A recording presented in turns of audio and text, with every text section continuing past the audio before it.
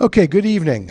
I am Andrew Bing, and I will be the facilitator for tonight's public hearing that the Maryland Department of the Environment, or MDE, will be conducting for the 401 Water Quality Certification, or WQC, for the MAGLEV project. On behalf of MDE, I welcome you. The purpose of this hearing is to provide members of the public the opportunity to present views, opinions, and information that will be considered by the MDE in evaluating the 401 WQC for the project. After we hear a brief presentation from MDE and from the applicant, BWRR, I will open the hearing up for public testimony. I will review the ground rules for the hearing after these presentations. I do want to remind everyone that as the hearing facilitator, I am responsible for running the hearing. I will now introduce the representative of MDE who is in attendance for this evening's hearing, Danielle Spendiff, Chief of the Regulatory and Customer Service Division of the Maryland Department of the Environment. At this time, I will turn the proceedings over to Danielle to provide her statement. Let me put this around this way. Good evening. I would like to welcome everyone to the Maryland Department of the Environment's public informational hearing for Water Quality Certification Request number 23-WQC-0007, submitted by Baltimore Washington Rapid Rail, or BWRR. My name is Danielle Spendiff, Chief of the Regulatory and Customer Service Division at the Maryland Department of the Environment, which I will refer to as MDE or the Department. I am the panelist representing the department at this evening's public informational hearing. Also in attendance with me from the department is Heather Nelson, Program Manager of the Wetlands and Waterways Protection Program, as well as Denise Clearwater, Special Projects Coordinator with the Wetlands and Waterways Protection Program. I would like to thank everyone for taking time to participate in the public process and the Lakeland Steam Center for providing the hearing location. At this time, I would like to acknowledge any elected officials or their representatives who may be present here this evening. If you are an elected official or representing an elected official, please raise your hand now to be recognized. Okay. It is the responsibility of the department to evaluate requests for water quality certifications, or WQCs, under Section 401 of the Clean Water Act, which requires Maryland as the certifying authority to determine whether the discharge associated with the U.S. Army Corps of Engineers, known as the Corps, permit application, NAB 2016-01622, complies with the state's water quality standards. The department's authority is found in Subtitle 9 of the Environment article. Each certification request received through our regulatory program has specific and unique issues and impacts that must be considered with regard to Maryland's water quality standards. The department is neither a proponent nor an opponent of any project. The department is conducting this evening's public informational hearing pursuant to Code of Maryland Regulations, or COMAR, 26.08.02.10F2. The purpose of this public informational hearing is for the applicant to present an analysis of impacts that may be associated with the proposed activity. From the hearing participants, the department is seeking your perspectives, views, and concerns about the project, specifically as they relate to the water quality certification request. Although we will not be responding to questions this evening, your public input is essential to making well-informed and thoughtful decisions. I would like to emphasize that the purpose of this public informational hearing is to consider only the WQC request pending before the department. There may be concerns related to issues that are beyond the scope of this certification request and hearing. We would like for the hearing to remain focused on the WQC decision and related concerns. It is not necessary to read a statement to make it part of the official record. Written comments will also be accepted and receive the same consideration as any oral statement. In fact, for accuracy, if you have a letter to read into the record, I suggest you also provide us with a copy of the letter when you finish. This public informational hearing is for Water Quality Certification Request number 23-WQC-0007, submitted by BWRR and received by the Department on February 7th, 2023, for a dedicated alignment and structures for a high-speed superconducting magnetic levitation, or SC-MAGLEV, transportation system between Washington, D.C. and Baltimore, Maryland, with an intermediate stop at BWI Airport. The SC-MAGLEV alignment consists of both below-ground and elevated rail on viaduct. The hearing record will remain open for 2 weeks after the last hearing until 11:59 p.m. on Thursday, November 2nd, 2023. The comments received during the public comment period will become part of the project file and will be considered by the department when rendering a decision on this certification request.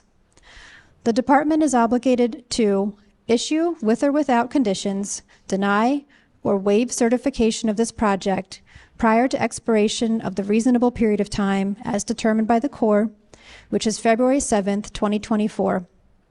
The department's decision and accompanying information will be sent to the interested persons list, the applicant, and the Corps, and will be published in the Maryland Register. Any person who is aggrieved by the department's decision may appeal by filing a request within 30 days of publication of the WQC decision in accordance with COMAR 26.08.02.10F4. Please contact me directly to be added to the interested persons list. I will now turn the proceedings over to the applicant to provide a brief presentation on their proposed project.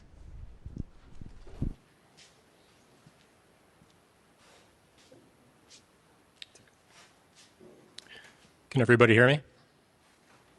Yeah.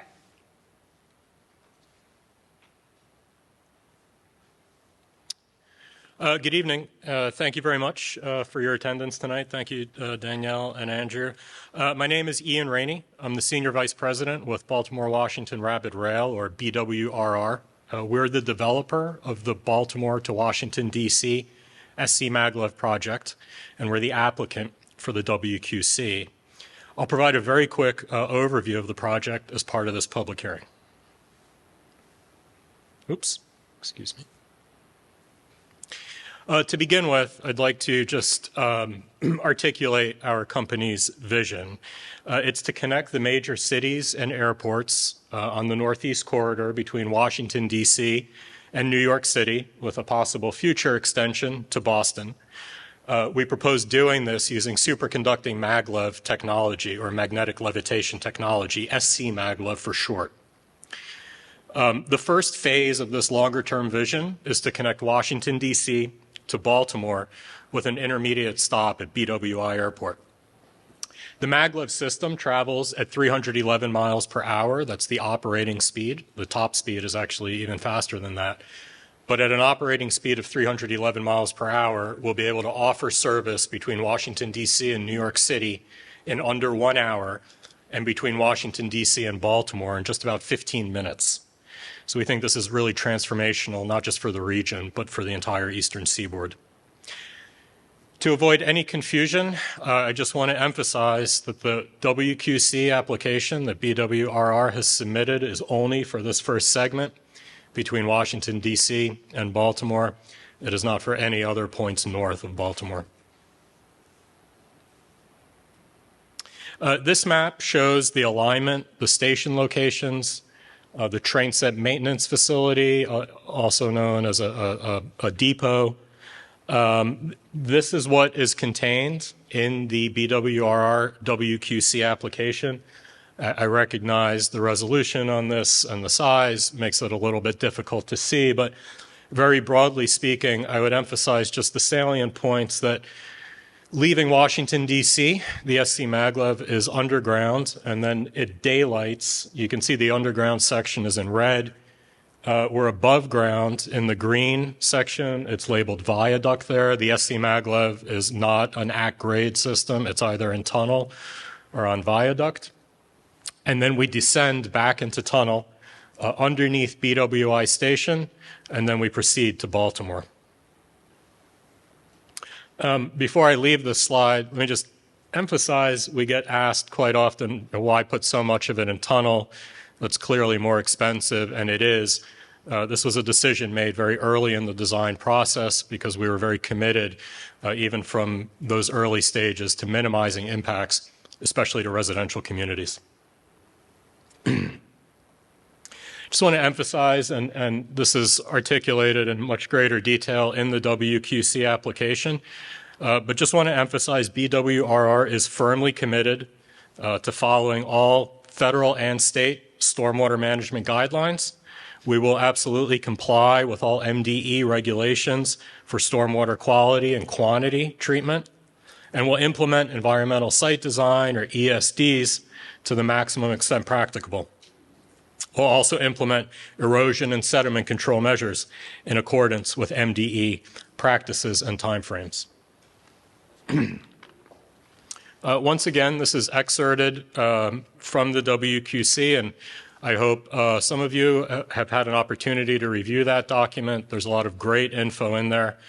But just to hit some of the highlights, regarding non-tidal wetlands and waterways, this slide shows the permanent and temporary proposed impacts. Those are captured in the top table of this slide.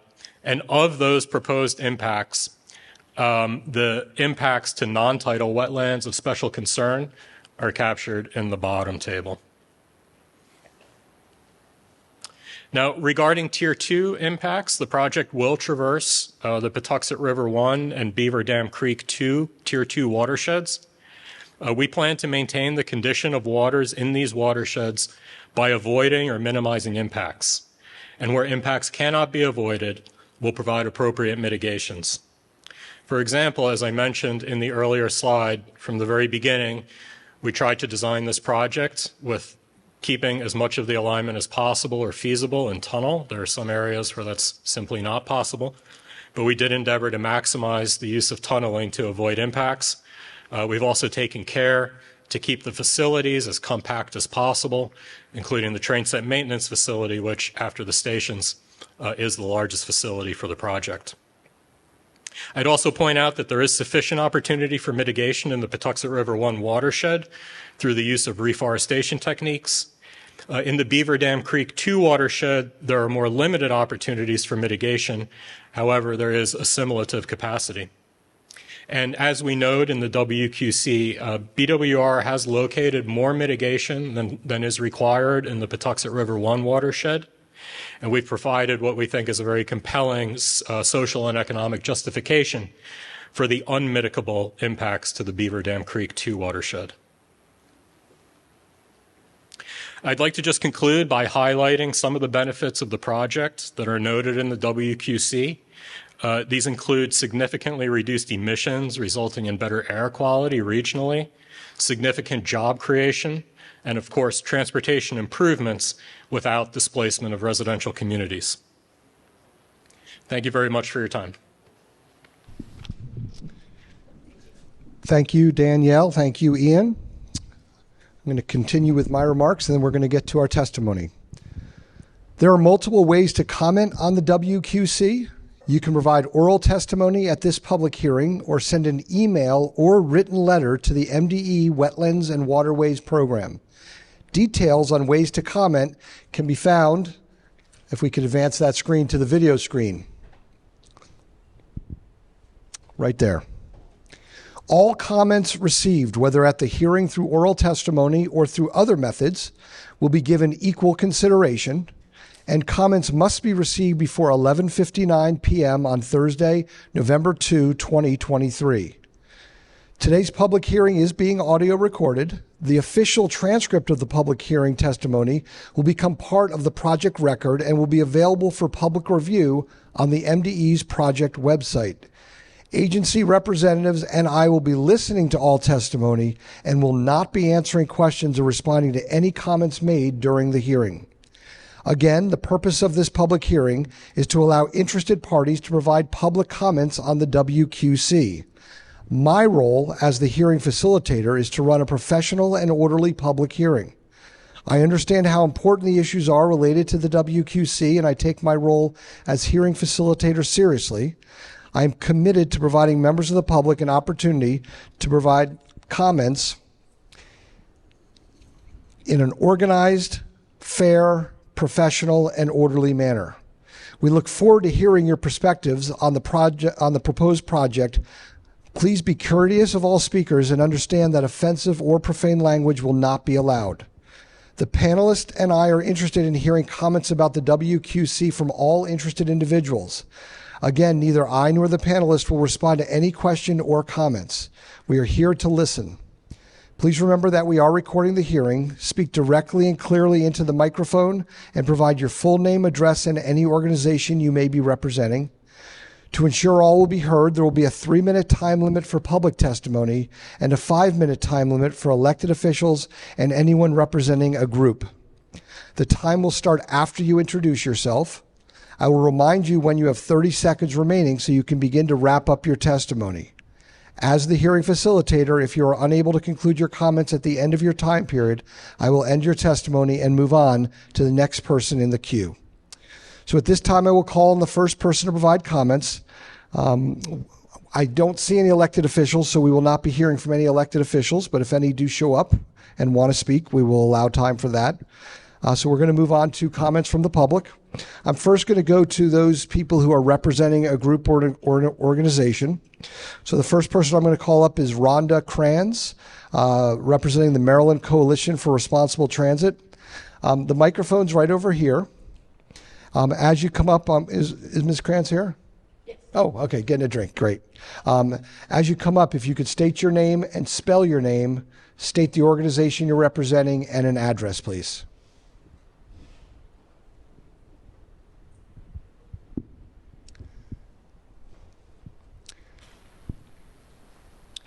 And you'll see that we do have a timer on the screen just to help you as anyone's providing their comments.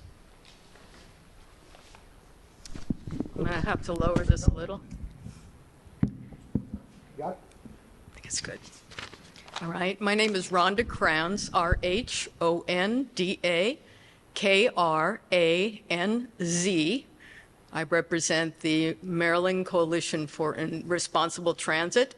My address is 7008 Woodland Avenue, Tacoma Park, Maryland. Okay. The Maryland Coalition for Responsible Transit is organized for the purpose of encouraging public participation in the development of current and future transit proposals by ensuring they are evaluated for economic viability, social and environmental impact, and community accessibility. The MDE has a critical decision to make on the Baltimore-Washington Rapid Rail's water quality certification application. The applicant must provide a high level of specific and detailed processes for topics such as stormwater management and environmental site design, and documentation of what chemicals will be present at the train maintenance facilities, their quantities, and safety precautions. Instead, there are only mentions of using best management practices and the intention to provide more detail in the final environmental impact statement, well after the WQC decision. A decision of this magnitude requires a higher level of detail to ensure that the project will not harm our state's waterways and watersheds. I will share 3 examples of where the application fails to meet these requirements. The application provides vague statements of reassurance with no supporting information. For example, quote, sites have been evaluated and sufficient area is available within our LODs to manage stormwater based on our current level of design, unquote. Yet neither the final environmental site design nor the stormwater management plans have been provided. Instead, BWRR defers these to the final EIS. How can a certification decision be made without details on the essential issue of stormwater treatment? The mitigation approaches are insufficient. For example, the Beaver Dam Creek subwatershed is one of the healthiest in the Anacostia watershed. BWRR has demonstrated insufficient mitigation for Tier 2 catchment watersheds in Beaver Dam Creek.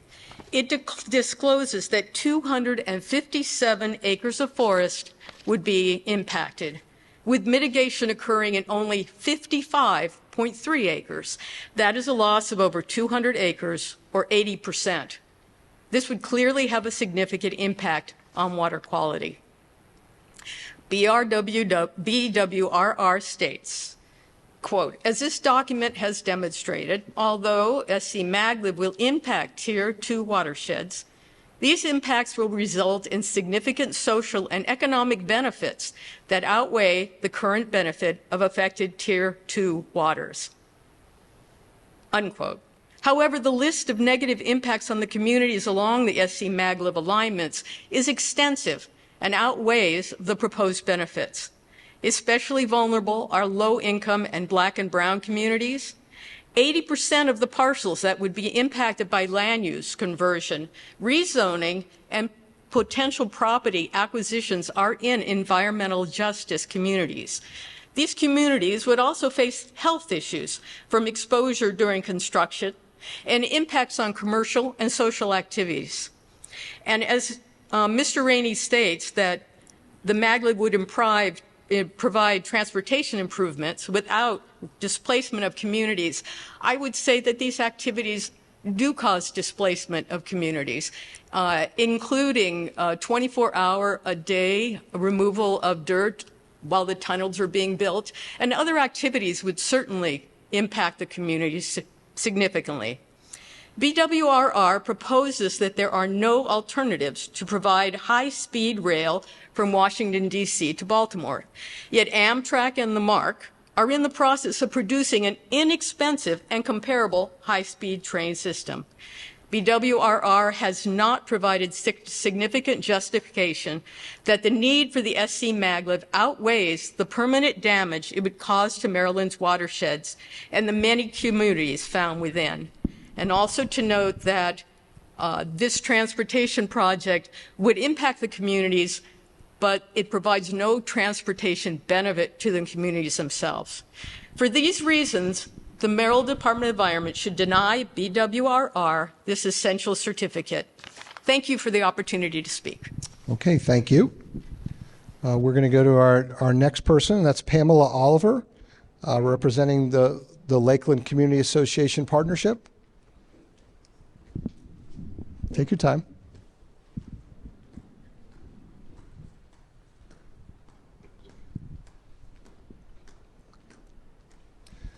So if you could just state your name and then spell your name, Okay. who you're representing, and an address, please. Good afternoon, everybody. My name is Pamela Oliver, P-A-M-E-L-A, Oliver, O-L-I-V-E-R, and thank you. And I'm representing Lakeland Community Association Partnership, Incorporated. So as I'm understanding about the MAGLEV program project, we are for it, and I think there's a great opportunity for our young people to be involved.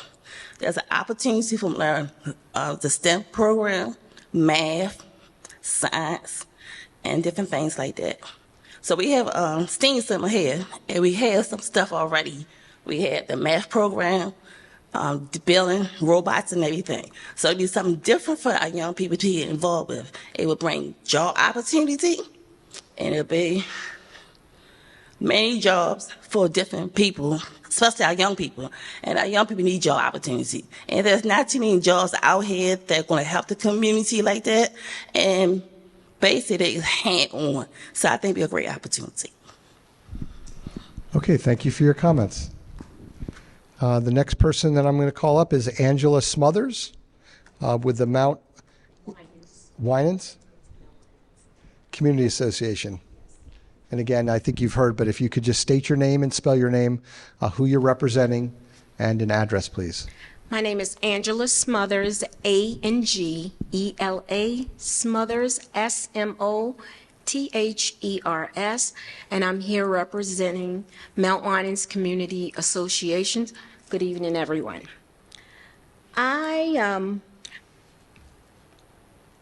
I'm here to express my support for the upcoming Baltimore-Washington Rapid Rail Water Quality Certification and the project as a whole. Having had the opportunity to review the information presented recently, I'm truly impressed by the strategy that the Baltimore-Washington Rapid Rail has planned to implement in order to minimize the environmental benefits of the project while minimizing the potential impact on our precious ecosystem. It is of utmost importance to me that we prioritize a sustainable approach towards development, and I firmly believe that this project aligns with those values. By focusing on the environmental aspects and taking necessary steps to reduce any negative impact, Baltimore-Washington Rapid Rail showcased their dedication towards a greener future for our community. I'm confident that this rail project will not only enhance transportation options within our region, but also contribute to the overall well-being of our environment. It is encouraging to witness such a commitment to protect and preserve our ecosystem. Thank you for hearing my views. Thank you. Okay, we're going to go now to some members of the public who have also signed up to provide testimony. The first person is Jay Brannick. I don't have a first name, but Mr. Brannick. And again, if you could state your name and spell your name and provide an address. Yes. My name is Jason Brannock.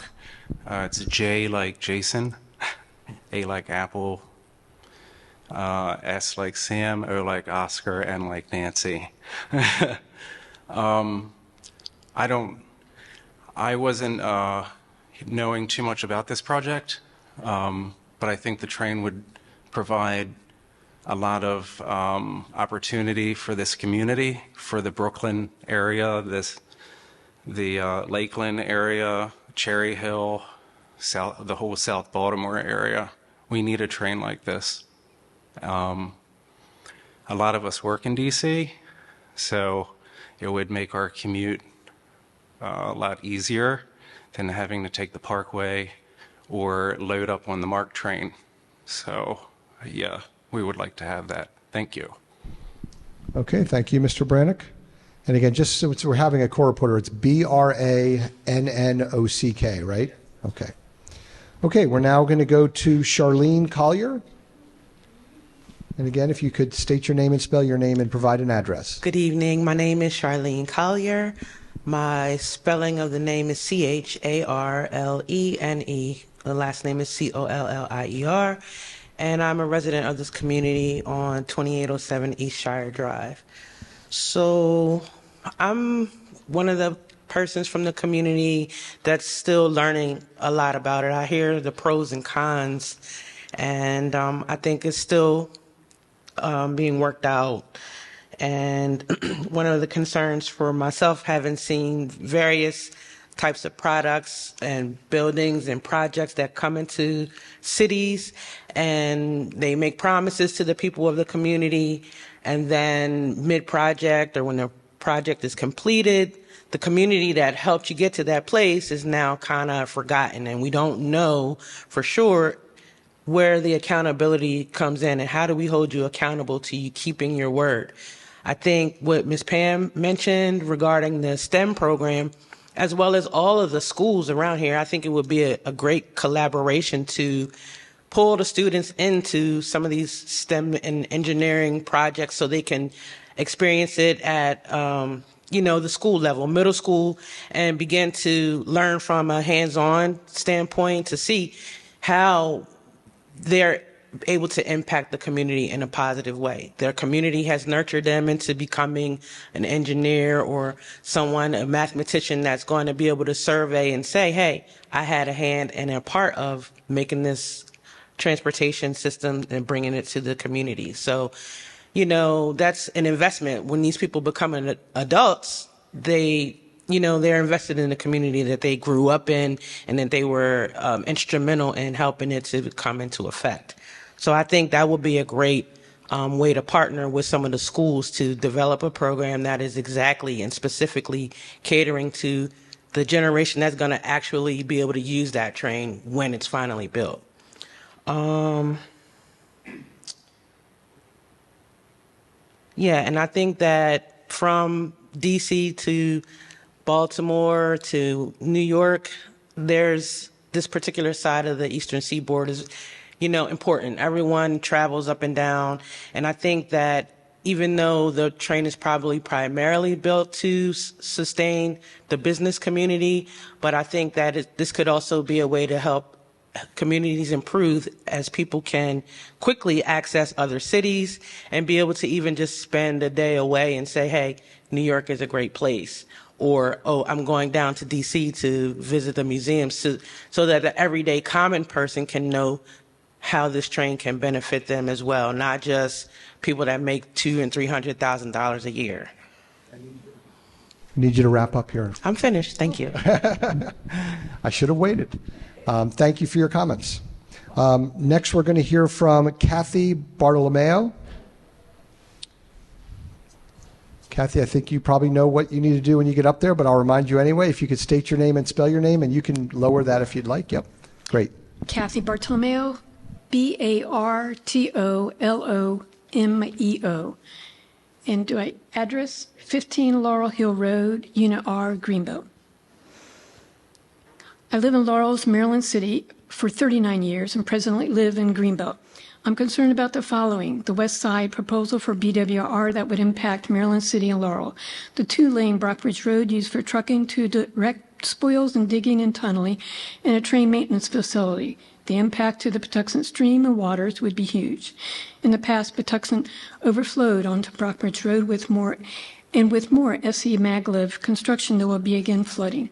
The proposal of BWR that would take away our Greenbelt Observatory and change the road on Northway, which is next to our trails and streams connected to the Tier 2 Beaver Dam Creek.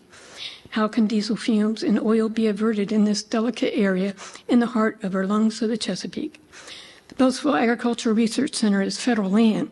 Why give federal land to BWR, a private corporation? If the East 198 and 32 South Pathway is chosen, then the woods are impacted too, and streams.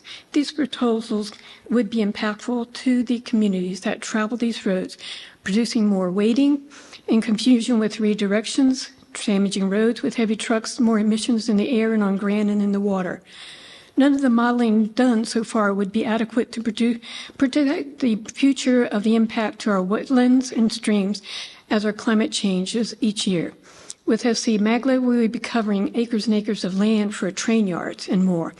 So changes to the flow patterns can neither be done easily nor done during one modeling calculation.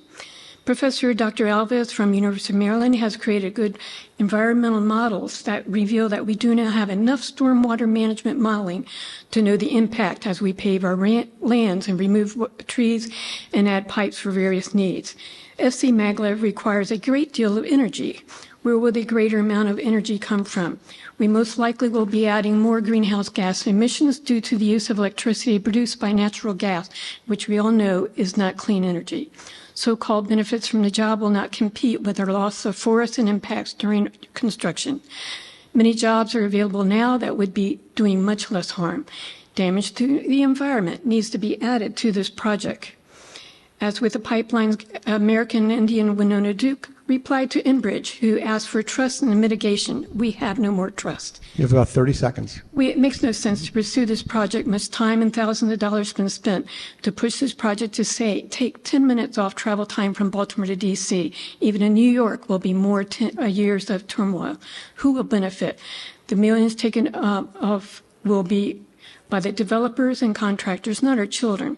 Only when the last tree has died and the last river has been poisoned and the last fish has been caught will we realize that we cannot eat money. Chief Seattle. Thank you. Okay, thank you. Next, we're going to hear from Veronica Crosby. So again, if you could state your name and then spell your name and provide your address, please. Okay. My name is Veronica Crosby, Veronica, Crosby, Crosby. I'm a resident here in Lakeland, 2909 Mallview Road, Baltimore. and I am in favor of the BWRR and MAGLEV project. The reason that I'm in favor of it is because it will help to connect especially the South Baltimore area, to other parts, going as far as New York. I think that it's going to be beneficial for our young people who reside here so that they'll have more opportunities for employment, also transportation for those who are already employed in some of these places and spaces. And I do believe that they will take the best care that they can of working with and around the ecosystem to do that. Thank you. Okay, thank you. I would like to let anyone know who had prepared remarks that if you want to submit those, you can. And I also want to let people know that at this point, we don't have anyone else who has signed up to make public comments. So if anyone is in the room who would like to provide public testimony, let me know. We'll get you signed up quickly, and we will have you come up and make comments. If I don't see anyone who wants to do that, what we're going to do is go into recess. Right now it is 7:35, so what I'll probably do is wait about 10 minutes, so 7:45, and come back and provide an update. But right now, since I don't see anyone else who wishes to make comments, we're going to go into recess for 10 minutes. If someone does show up who wants to provide testimony within that 10 minutes, we'll come back and take that. But if not, we'll come back at 7:45 and I'll provide an update. So for right now, we are in recess.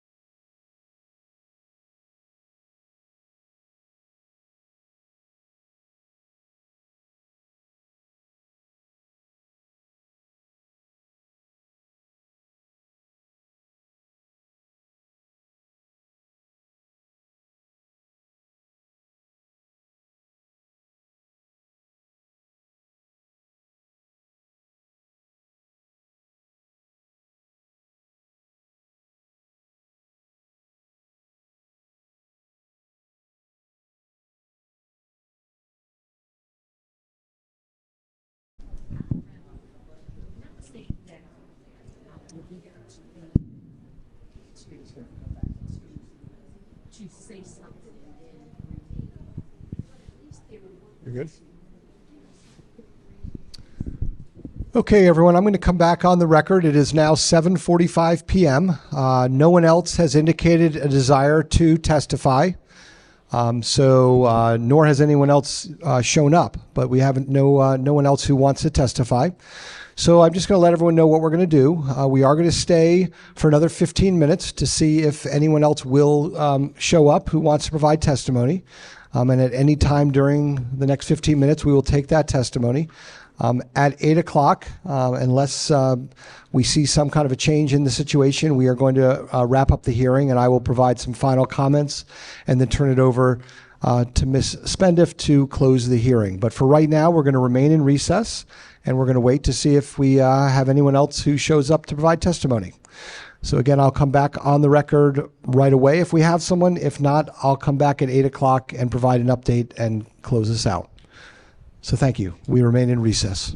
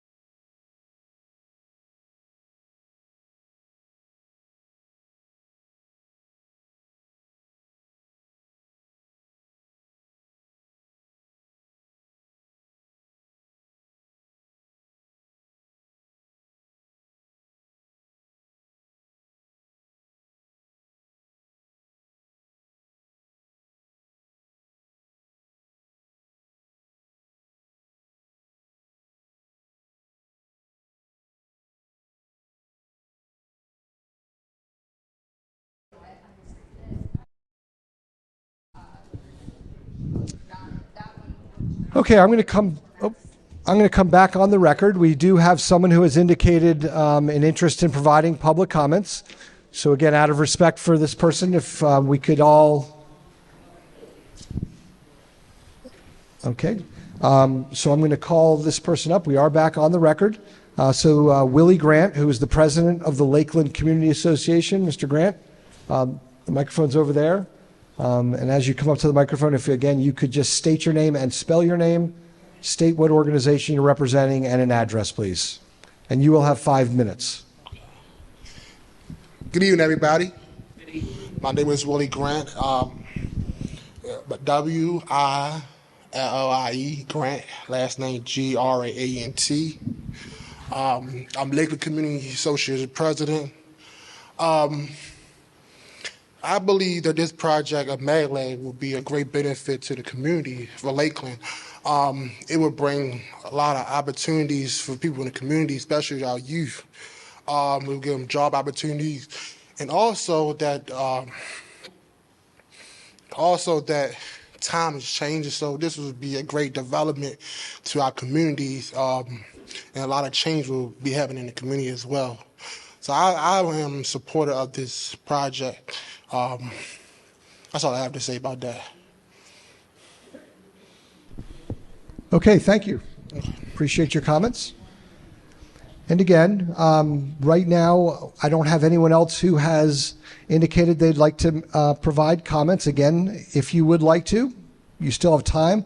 What we're going to do, because we just had someone else who came and wanted to provide comments, we're going to extend our time. So we're going to stay, I'm going to come back on the record at 8:10, so in 10 minutes, and we'll see if in that time anyone else has decided that they wanted to provide comments. I'm not going to go into recess yet. I'm just going to pause for 1 second, so hold on.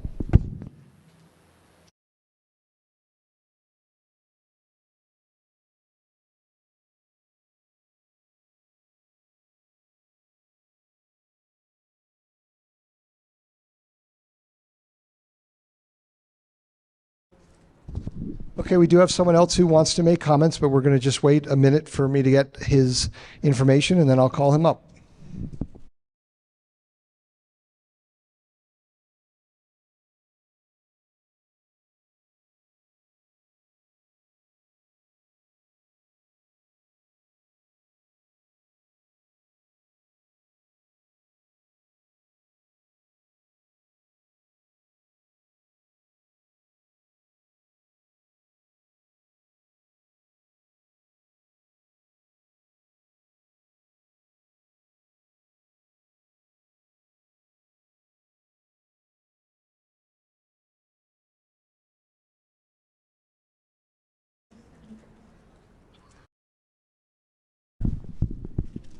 Okay, so the next person who's going to provide comments is David Castro, who's the director of the community school at Lakeland. So, Mr. Castro, if you could just state your name and then spell your name. Yes, David Castro, D-A-V-I-D-C-A-S-T-R-O. And who, again, you're representing? I am the community school director for Lakeland, and who represents not only the school, but also the greater community of Lakeland as well through work through the Community School Initiative. And although I am not a resident of Lakeland, I work here. I've gotten to know many people, and I would like to say that I think it's important that the residents of Lakeland take this time to really think about the lessons from different development projects. I'm not going to state that I'm for or against this project. I think it's an interesting opportunity to learn about some of the failures. I used to commute through the metro to Silver Spring down to DC. The Paul S. Sarbanes Transit Center was a giant failure of a project, and how much that ballooned in costs. And I think knowing who picks up these costs and what happens in these moments when things don't go according to plan is a very important thing to keep in mind when we are thinking about how something's going to be done and who picks up the tab and who's responsible, what kind of money is going into it. And that's something that really the residents and the neighboring communities and authorities should be thinking about. I'm also a physical science major, so I always think about the environmental impact, and I think it's important that we keep that in mind as well. So for me, really, this is just an interesting opportunity to learn about lessons like the Intercounty Community Connector. We have lessons from local areas in Maryland that we can learn from and see what were some of the challenges, what maybe were issues that ended up not being such a big deal after all. But we have a unique area here that has history, particularly with some of the originally proposed parts of the line in terms of through Westport and what some of the issue was that Westport particularly had against it. So I just urge that people have a little bit of time to reflect and look and do not through just this report, but through neighboring projects. There's plenty of research and history there, but also thinking about the history and areas around here that could be potentially impacted, how much time is going to be impacted, sometimes in the amount of length of these projects that passes, and especially if any delays occurs, the technology continues to advance where it then becomes outpaced in the time it gets done. So considering the ratio of how much cost may be involved, I think it's important to keep that in mind. But for myself, I'm open to the idea. I'm all about innovation, especially the way it can incorporate the science behind it. And as a physical science student, I'm in high school. In my physics AP class, I made a maglev model to learn about how this train functions and works. So I'm a little bit excited about the idea of it coming to the US, but there's also a history there in terms of some of the issues that were run into other parts of the world. So I have a very open mind about this, but I'm moving with caution just because I think with anything, there's devil's always in the details, and there's still time to kind of continue to learn a little bit more about some of the things that I've been heard and raised that are still lacking in some of the best practices in management of impact. So thank you for your time. Appreciate it. Thank you for your comments. So we don't have anyone else who has signed up to provide comments. So right now it is 8:04. We are going to go into recess. We will stay till 8:15. And again, same rules. If someone decides they want to make a comment, we'll come back on at any time between now and 8:15. And if we do get to 8:15 and don't see anyone else who has an interest, I will wrap up and turn it over to Ms. Spendiff to close out the hearing. I do want to let people know, I mean, this is a public hearing. You're welcome to stay, but if you don't have to stay, so it's up to you. So don't feel like you're required that you have to remain till the very end. But we will be here for at least another 10 minutes, and I'll come back on at 8:15 and provide an update. So for right now, we are in recess.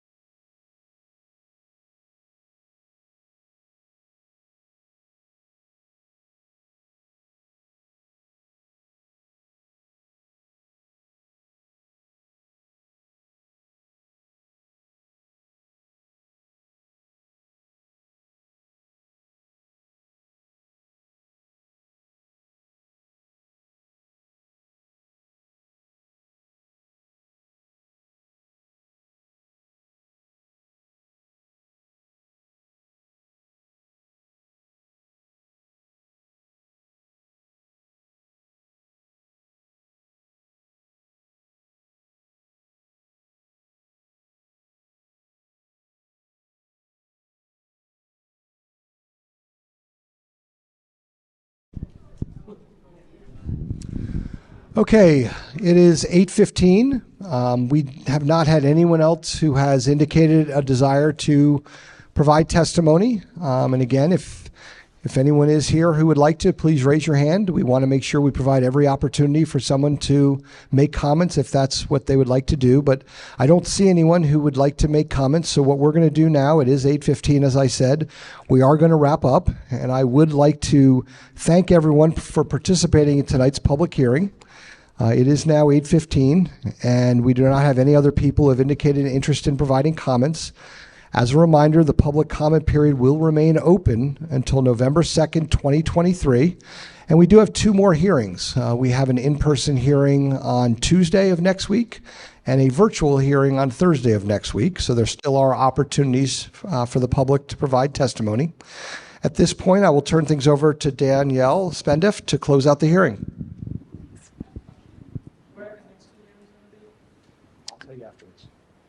Okay. On behalf of the Maryland Department of the Environment, your interest in this project and attendance at this evening's hearing is appreciated. This hearing is now adjourned. Thank you all for attending and have a good evening.